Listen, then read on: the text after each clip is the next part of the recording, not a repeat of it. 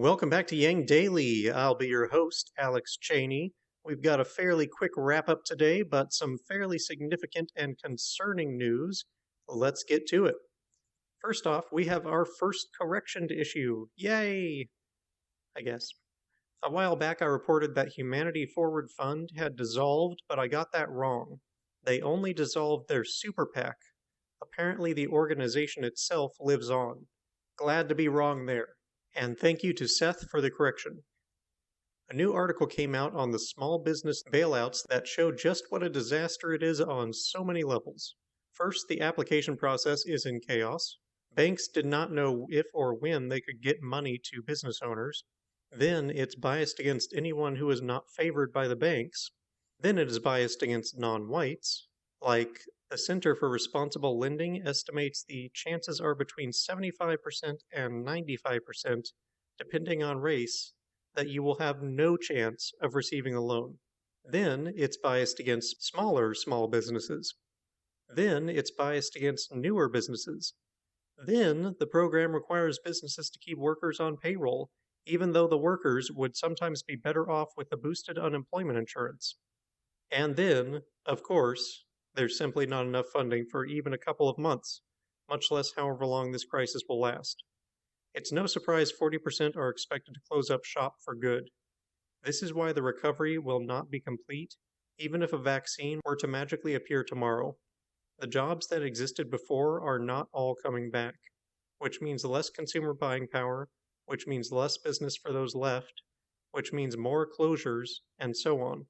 And what's left will be large corporations with further entrenched monopolies. As well, we got a new clip of a soup kitchen line in New York City stretching down many blocks, with what must be a few hundred people at the least. There was also recently a clip of a drive-through food bank with the line of cars stretching for miles. It's beyond comprehension that we could just give all these people the funds to go shop at a grocery store, but instead, we have them spend their days standing or sitting in line for food. If this isn't emblematic of how poorly our economy functions, I don't know what is. Meanwhile, Mitch McConnell has declared that he will block all further relief efforts until Congress agrees to make corporations immune to lawsuits, which they are facing for gross negligence in regards to providing protective equipment and practices for their employees during the pandemic. The prime case in discussion is one where the workers levying the lawsuit aren't even pressing for damages, they just want to force the company to provide adequate protection while at work. It's hard to see how Mitch has any angle here other than allowing corporations to put the lives of their employees at risk to save a few bucks and put some of those bucks into Mitch's pocket. That already makes it monstrous. What makes it worse is he is blocking anything else from helping people at the same time. This is what I mean when I say that replacing Mitch McConnell might be more important than who is president.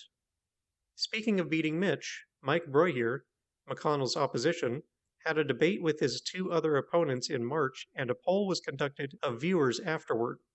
A mind-boggling 88% picked Mike as the winner.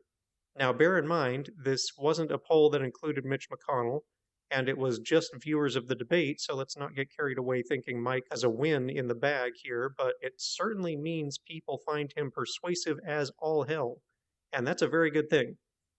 Hard to beat a teacher, farmer, and veteran, after all.